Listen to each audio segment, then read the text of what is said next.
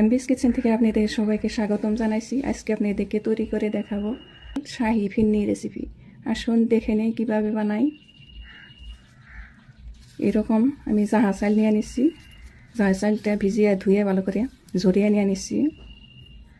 এখন আমি গ্রাইন্ডারের জারে অল্প গ্রাইন্ড করে নেব। চালটা আমি গ্রাইন্ডারে গ্রাইন্ড করে নিয়েছি। এরকম কুচি কুচি থাকবো, সুজির মতো আধা ভাঙ্গা হব। ওয়ান ফোর্থ কাপ চাল আমি গুঁড়ি করে নিয়ে নিছি। এখন আমি একটি প্যানে 1 লিটার দুধ নিয়ে নিছি।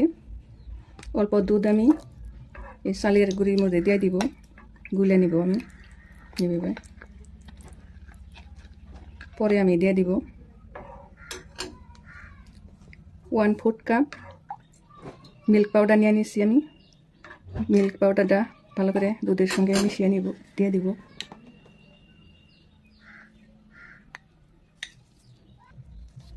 মিল্ক পাউডারটা মিশানো হয়ে গেছে, দুধের মধ্যে দিয়ে দিচ্ছি 1/4 কাপ কনডেন্স মিল্ক দিয়ে দিছি।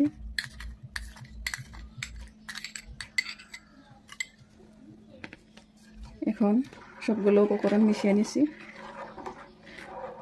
এখন গ্যাসটা অন করে দিলাম।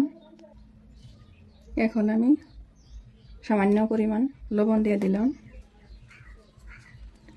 1/4 কাপ দুধের সর দিয়ে দিছি। সরটা দিলে টেস্টটা অনেক গুণে বেড়ে যাবে।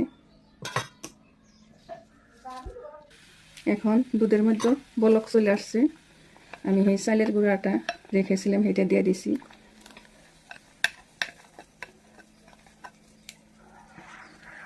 এখন অনবরত নেড়ে থাকতে হবে, না হলে তরলে লেগে যাবে।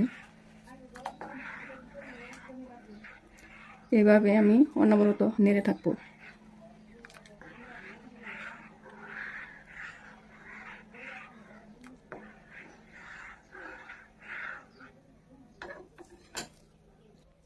এখন আমি জাফরানের সঙ্গে অল্প দুধ দিয়ে মিশিয়ে রাখছিলাম, জাফরানটা দিয়ে দিছি।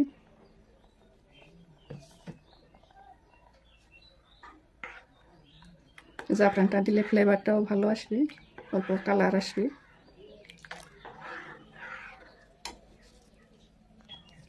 ফিন্নির চালটা ফুটে গেছে। 1/4 কাপ চিনি দিয়ে দিলাম আমি। বেশি চিনি দিব না, কনডেন্স মিল্কেও চিনি আসছে আমার।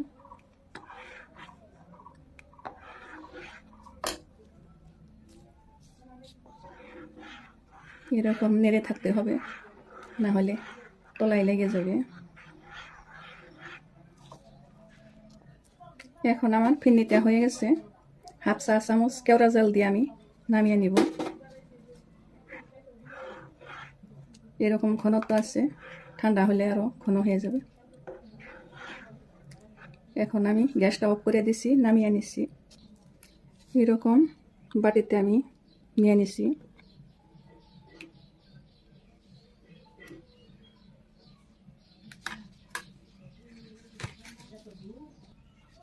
এখন এর মধ্যে একটা একটা কিশমিশ দিয়ে সাজিয়ে নিয়ে নিছি আমি।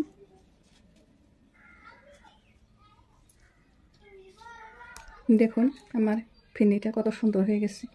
এই দেখুন, এইরকম সহজ রেসিপি পেতে আমার চ্যানেলটা লাইক করুন, কমেন্ট করুন, সাবস্ক্রাইব করুন, বন্ধুবান্ধব সবার সাথে শেয়ার করুন। ভিডিওটা দেখার জন্য ধন্যবাদ।